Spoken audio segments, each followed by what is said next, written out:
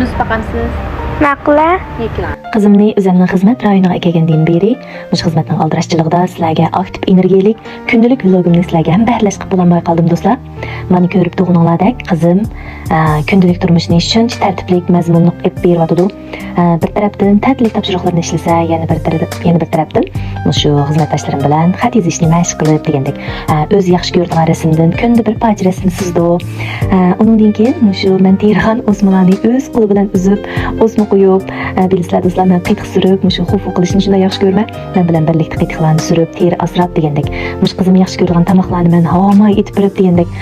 Yana bir tarafdan shundoq ko'plagan nima uchun to'g'ri so'rab, menamni yerda deb qoldi-da bu qiz. U nima uchun apa, bu nima uchun, u qandaq, bu qandaq degandek. Men bu bilish doiram ichida to'g'ri tushuntirib bo'lmadim. Yana mush bilim saviyam yetmaganlarga hilm mush baydu degan narsa chiqib qoptikan. Shuning bilan bilmaganlarimni shundan tepib javob berib yuribdim-da.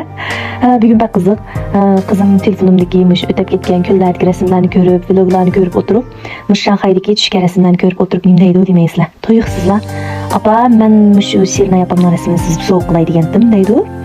Shuning bilan, buldu balam yaxshi gap, sizning lekin nima sababdan bunday rasm sizib so'q qilganingizga qoldi? Ya Shirna yapamizning tug'ilgan kuni bo'lmasa, tug'ilgan kuni olib o'tib bo'ldi desam, deydi demaysizlar.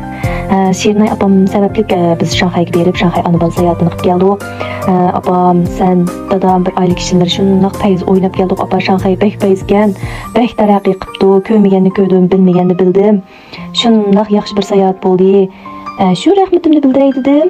Shunga deb shundoq oddiy bir so'zlar bilan, shundoq kichik so'zlar bilan tishlab og'illarimni keltirib, minnatdorligimni bildirib ketdi-da. Shunchalik ta'sirlanib ketdim, ko'zlarimga yosh kelib ketdi zodi. Mush minnatdorligini rasmsiz orqali ifodalamoqchi bo'ldi-da bu qiz. Yaraysiz balam, sizga qanchalik bo'lsa shunchalik minnatdorligingizni bildirishingiz kerak. To'g'ri, bek to'g'ri qildingiz deb.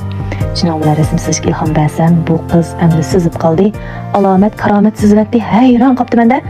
Men bir chambar ma yumaloq sizishni qilishni olmayman. Faqat rasmsiz talantim yo'q. Bu qiz qarab hayron qoldim-da do'stlar. Shuning bilan bugungi mush qizning rasmsiz jarayonlaridagi mush ko'rganlarimni, hayojonlarimni sizlarga ham bahrlash uchun bugungi vlogimni sizlarga ishlab ham bahrlash qildim do'stlar. Men shunday o'ylab qoldim.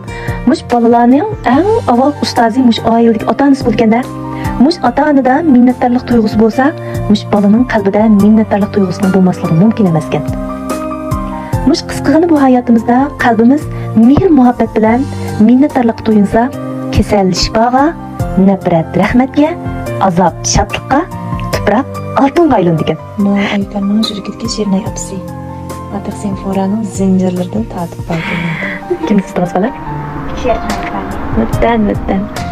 Bo'ldi do'stlar, bugungi vlogimni nima oxirlashtiray. Kelar qatimliq vlogimizni ko'raylik, kelar qatimda bo'lishaylik. Xayr, xo'sh.